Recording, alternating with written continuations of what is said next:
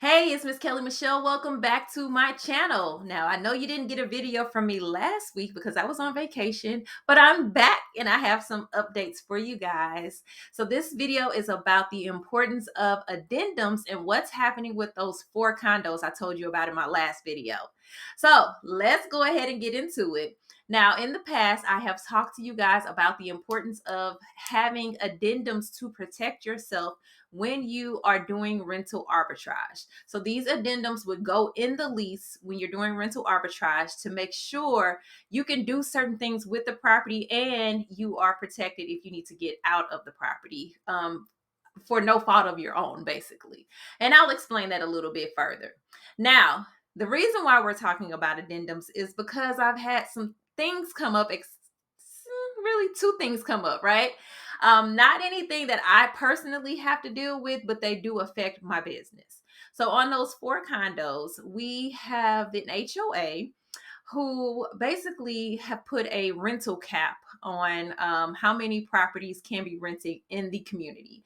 So basically, what has happened is they have too many rental properties and they cannot go over, I believe, 51% rentals in the community. And if they go over that amount, then people will not be able to get FHA loans to buy new condos in the community. So they have to make sure that the percentage of rentals stay below 51%. In particular, I think their goal is to have it around 48%. So they have sent letters out to all of the owners to let them know that there cannot be any more rentals in the community. Now, the properties I have are grandfathered in, so I don't have to worry about that. But they looked at everything because they were going through all of the documents and occupancy information with a fine-tooth comb to make sure they're in compliance, right? So basically what is going on is these 4 condos came across their desk because the property manager let them know that I will be renting them, and they're like, whoa, what's happening here? How is it that Kelly's name is on all of these rentals? Now, why is this a red flag? Because they should know what I'm doing. I have 2 other condos in this community that I set up almost a year ago. They were fully aware of what I was doing then. I don't know if there's been a change in who's working in the office. Don't know. But this has come up. So they contacted the property manager, like, what's happening here? We don't allow short term rentals because that's what they think I'm doing. So he had to pretty much go to the HOA and explain exactly what I was doing and how I am within regulation. Now, this particular community, they don't allow short-term rentals, and if you are renting you have to do 30 days or more, but my standard, or what I put out there, is 90 days. I don't list anything in these communities for 90 days or less, so you have to be there a minimum of 90 days. So I'm over exceeding the requirements, right? So he explained to them what I'm doing, let them know the midterm rental concept, so everything is good with the HOA. So the other thing that has come up is the city. They are now going through occupancy permits, and they're seeing one person's name on more than one occupancy permit, and they're trying to figure out what's happening. Short-term rentals aren't allowed in that community, so they're thinking these people are short-term renter or hosts, I guess. Short-term rental host is what I'm trying to say. That is not me, but my name is on multiple occupancy permits in the community. So that's a red flag. So now my property manager is going to have to go to the city hall and go to bat for me there. Now, I didn't ask him to do this. He's doing this on his own. And of course, he wants me to have the properties, and we've already signed leases. So he's trying to get everything moving forward. We're a couple days away from November 1st, and that's when I'm supposed to take over these condos. So he's doing what he has to do to make sure we get everything going and that everybody understands what I'm doing, and we're good to go. Now, the property manager, I'm fully confident in him because, for one, he's a broker. He's been in real estate for many, many years. He actually sat on the board at this community's city hall. So he's well aware of how things work, how they operate, and he knows that what I'm doing is legal, and it's in compliance with the city. So I'm waiting now for him to talk to whomever he has to talk to at City Hall and give me the green light to go ahead and apply for the occupancy permits for those 4 condos. Now, that brings me back to my addendums. The addendums and the sample addendums that I have provided to you guys in the past, they've been in the description, and I'll also provide it today.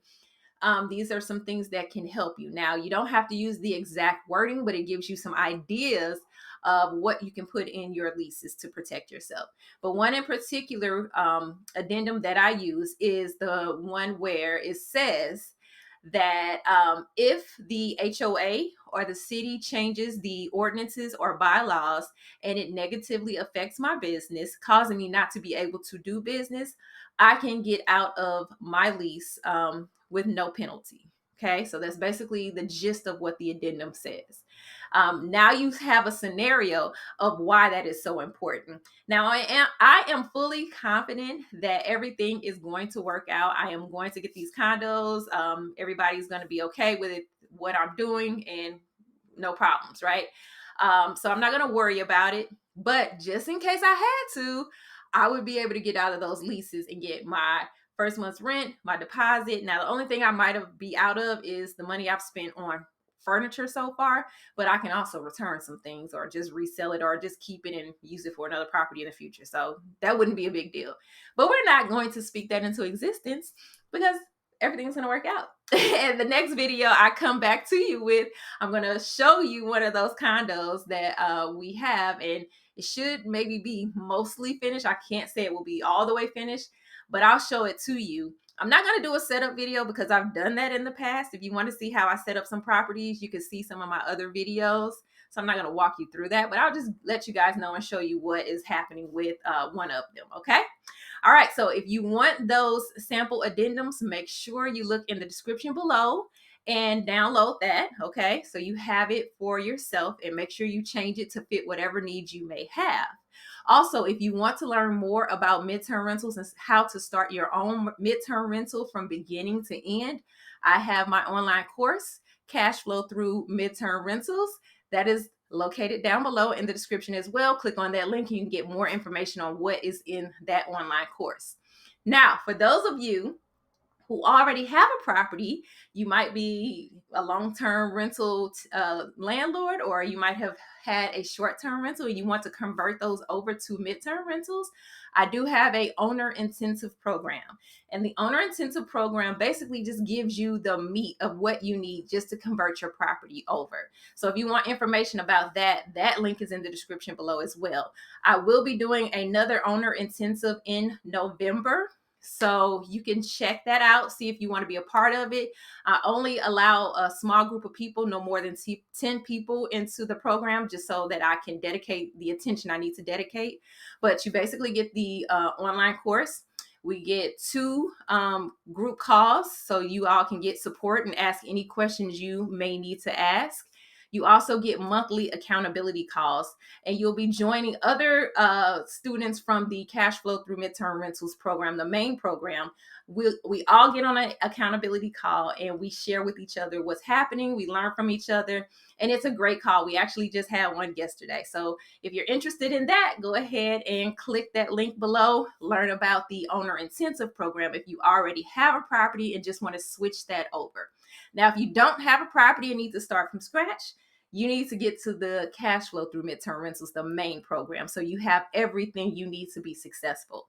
Now, I hope all of this information helps you guys, and I will be back with you next week. So just make sure you like and subscribe to my channel and follow my journey and continue to get this good information and value I'm bringing to you.